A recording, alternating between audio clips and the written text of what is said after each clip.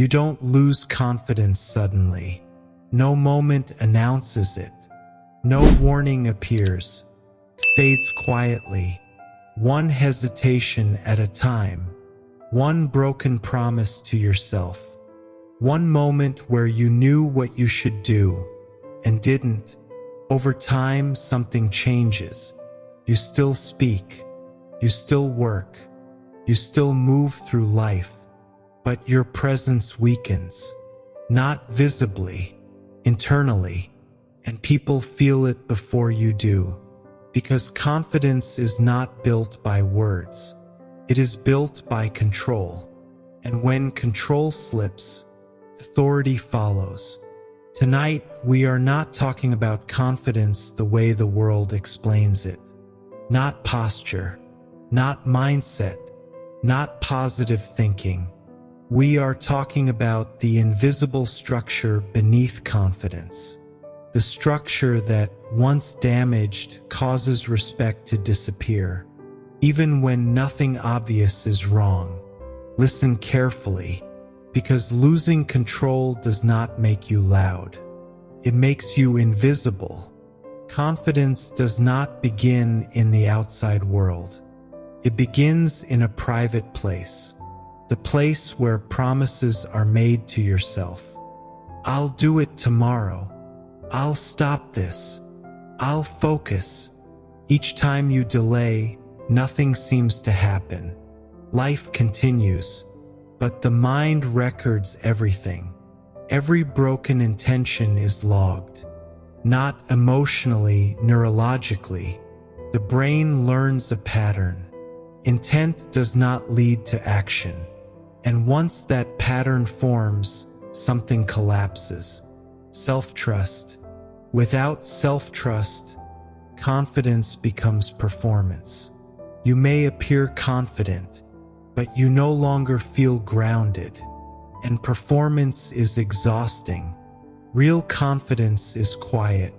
Performance is loud.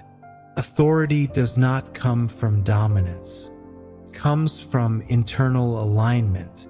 When your actions and intentions match, your nervous system stabilizes. That stability is felt by others. They may not know why, but they respond. When alignment breaks, instability appears. Subtle behaviors emerge. Over-explaining, nervous humor, constant justification, reactive speech, emotional defensiveness. These are not personality traits. They are symptoms. Symptoms of lost control. And people sense instability faster than strength. Every impulse that controls you weakens your presence. Not because impulse is bad, but because impulse removes choice. When you act before choosing, authority disappears. Choice is power. Reaction is weakness. The mind that reacts is not leading. It is following. And a follower cannot command respect, even from itself. Over time, impulsive behavior teaches the brain, I am not in charge. And the moment the brain believes that, confidence collapses. Not emotionally, structurally. This part is difficult but important. People do not lose respect because you fail. They lose respect when you are inconsistent.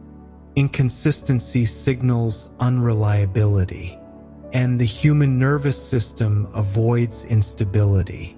Even subconsciously, you might be intelligent, you might be capable, you might have knowledge, but without consistency, authority cannot form. Consistency is the language of power. When control is missing, consistency disappears. And when consistency disappears, presence weakens. As control weakens, something painful happens. You begin shrinking yourself. Not consciously, subtly. You speak less directly. You hesitate before asserting boundaries. You tolerate what you shouldn't, not because you are kind, but because your inner foundation feels unstable.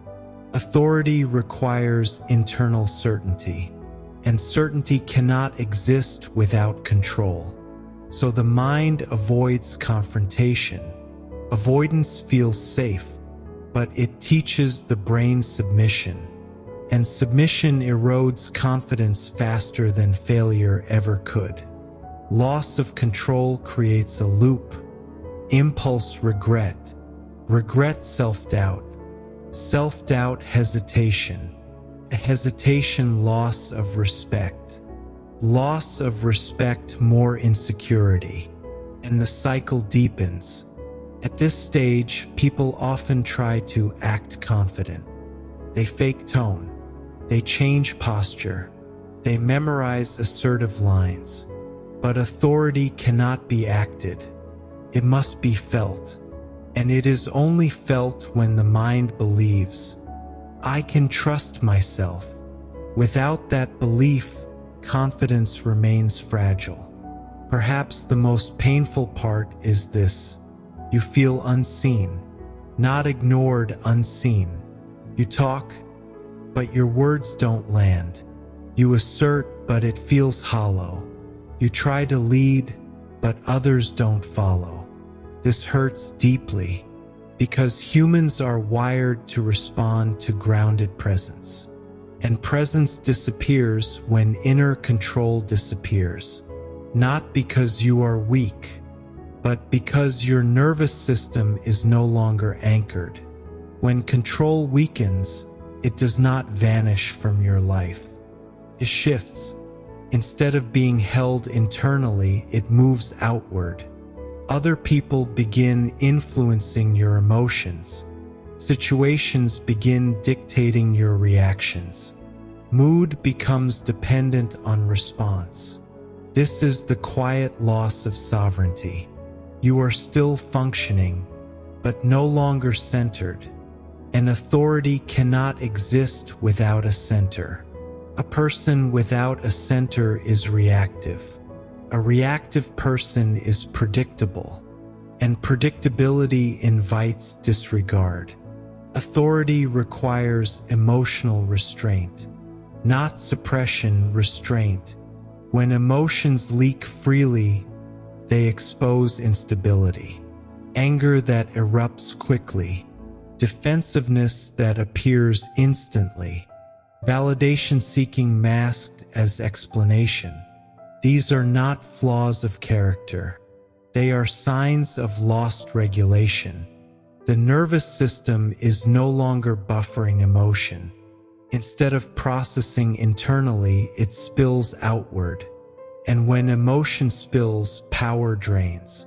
People don't respond to intensity. They respond to regulation. The calmer nervous system dominates the interaction. Always, confidence is gravity, pulls attention without asking. When internal control is strong, your presence has weight. When control weakens, that weight disappears. You may talk more, yet be felt less. You may explain more, yet be believed less. Because gravity does not argue. It simply exists. And gravity comes from inner stillness.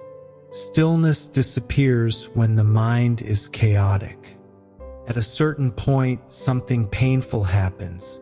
You notice that your words don't carry impact anymore. Not because they are wrong, but because the emotional foundation beneath them is unstable. Words require backing. That backing is internal certainty. When certainty is missing, language loses force. This is why leaders often speak very little. Their authority does not come from volume. It comes from alignment. The mind experiences something subtle during this phase. A quiet humiliation. Not public embarrassment. Private disappointment. You know who you could be, and you feel the distance growing. This awareness hurts more than failure, because failure can be explained. Loss of control cannot. The mind begins protecting itself. It lowers expectations. It shrinks ambition, not because you gave up, but because aiming hurts. This shrinking is the slow death of confidence. Comfort does not heal loss of authority. It numbs it. Distraction softens the pain, but reinforces the collapse. Every escape teaches the mind, I cannot face this. And what the mind believes it cannot face, it surrenders power over. This is how people slowly give up dominance over their own lives. Not through trauma, through avoidance. Eventually, two versions of you emerge. The one who knows, and the one who avoids. They coexist, but they are not aligned. This split drains energy and destroys confidence. Because the mind cannot follow two leaders. One must win. Either awareness regains control, or avoidance does, and avoidance always leads to weakness. Confidence is not ego. It is self-respect. Self-respect is built when actions reflect values. When behavior contradicts values repeatedly, self-respect erodes. Not instantly, quietly, until one day you stop expecting much from yourself. And the moment expectations drop, authority dies. Because authority begins with self-expectation. If you do not expect strength from yourself, no one else will either. Loss of confidence does not mean loss of potential. It means loss of alignment. And alignment can always be restored, but only when the mind stops blaming circumstances. At some point, something becomes clear. You are not powerless. You are just fragmented. Your strength is scattered across impulses, reactions, and avoidance. Nothing is missing. It is misplaced. This realization is painful but freeing, because what can be misplaced can be reclaimed. Confidence cannot be summoned. Authority cannot be demanded. Both emerge only when control returns to the center. Control is not harshness. It is sovereignty. It is the ability to pause before acting, to choose response instead of reaction, to remain grounded while emotion passes through. This pause is power. Every time you pause, you regain territory, not outward territory, internal territory, and internal territory determines presence. There is a moment, subtle, quiet, when you begin responding instead of reacting. Someone provokes you. You do not rush to explain. A situation pressures you. You do not collapse inward. An urge appears. You do not obey instantly. Nothing dramatic happens, but something profound does. You feel centered. This centering is the foundation of authority. People respond to those who are centered, because centered individuals are predictable in strength. When control returns, speech changes. You speak less, but your words carry more weight, because they are no longer driven by emotion. They are delivered from stability. Stability creates credibility. This is why calm individuals dominate intense environments. Not by volume, by gravity. Each controlled response rebuilds self-trust. The mind begins to believe again. I am in charge. This belief is confidence, not hype, not affirmation. Belief born from evidence. You do what you say you will do. even in small ways, and the mind records it. Evidence accumulates. Authority returns internally before it appears externally. As self-trust strengthens, something changes in how others respond. They listen more carefully. They interrupt less. They sense boundaries without being told. Not because you demanded respect, because respect follows coherence. A coherent nervous system communicates safety and strength. Humans are biologically drawn to it. Eventually, control stops feeling like effort. It becomes natural. You no longer monitor every action. You simply operate from alignment. This is presence. Presence is not charisma. It is internal order made visible. And presence is what authority truly is. Authority is not about others. It never was. The pain of losing authority does not come from people ignoring you. It comes from feeling invisible to yourself. When control fades, something intimate breaks. You stop feeling solid inside your own body. You hesitate before acting, not because you are afraid of failure, but because you no longer feel grounded enough to move. This creates an inner disconnection. You are present physically, but absent psychologically, and that absence is deeply unsettling, because humans are wired to need agency. Agency is the sense that I can act and my action matters. When agency weakens, anxiety rises. Not fear, unease, a quiet sense of shrinking. Once control weakens, the mind begins questioning itself. Am I capable? Can I handle pressure? Do I really have what it takes? These thoughts are not random. They emerge when the mind lacks proof of self-mastery. Without recent evidence of control, confidence becomes theoretical. The brain trusts experience, not belief. So when action and intention diverge repeatedly, doubt grows. Not as negativity, as caution. The mind becomes careful with itself. And careful minds do not project authority. Loss of authority is not only mental. The body changes.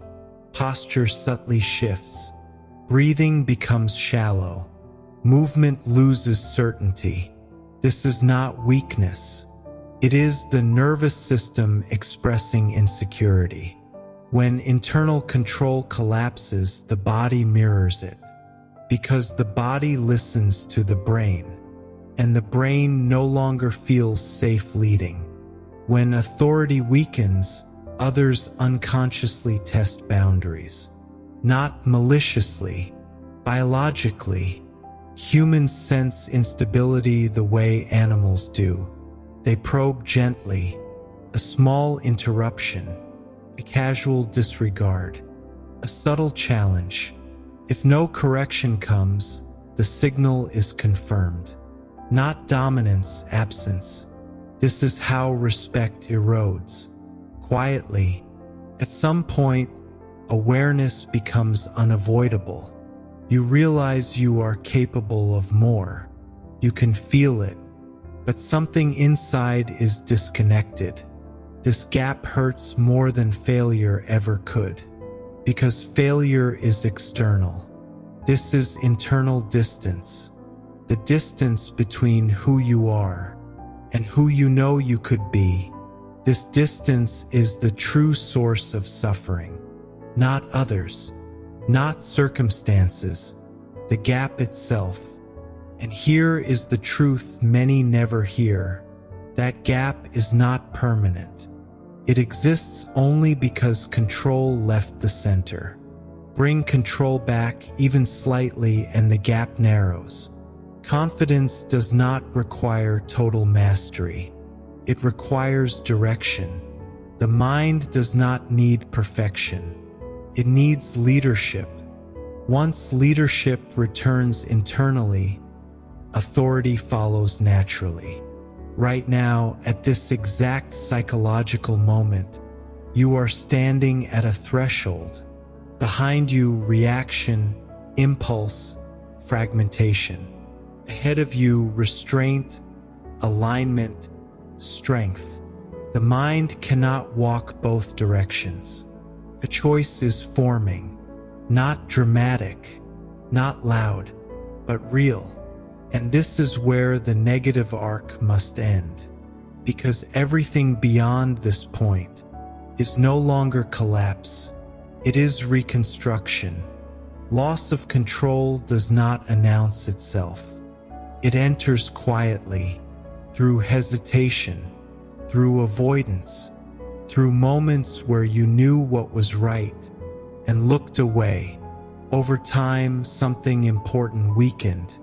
Not your intelligence, not your ability, your authority, because authority does not come from power over others.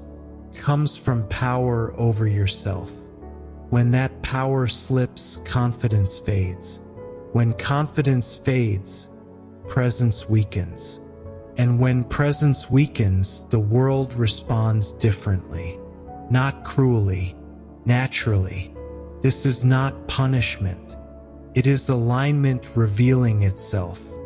You were never meant to live without inner leadership. And when leadership disappears, the mind feels it immediately. The discomfort you feel is not failure. It is awareness. Awareness that something essential has been misplaced. Not lost, misplaced. And what can be misplaced can be reclaimed. But not through force, not through ego, not through pretending strength. Control does not return by dominating life. It returns by recentering the self. That is where confidence is rebuilt.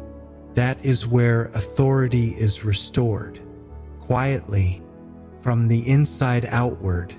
This part ends here, because what comes next is not collapse. It is reconstruction.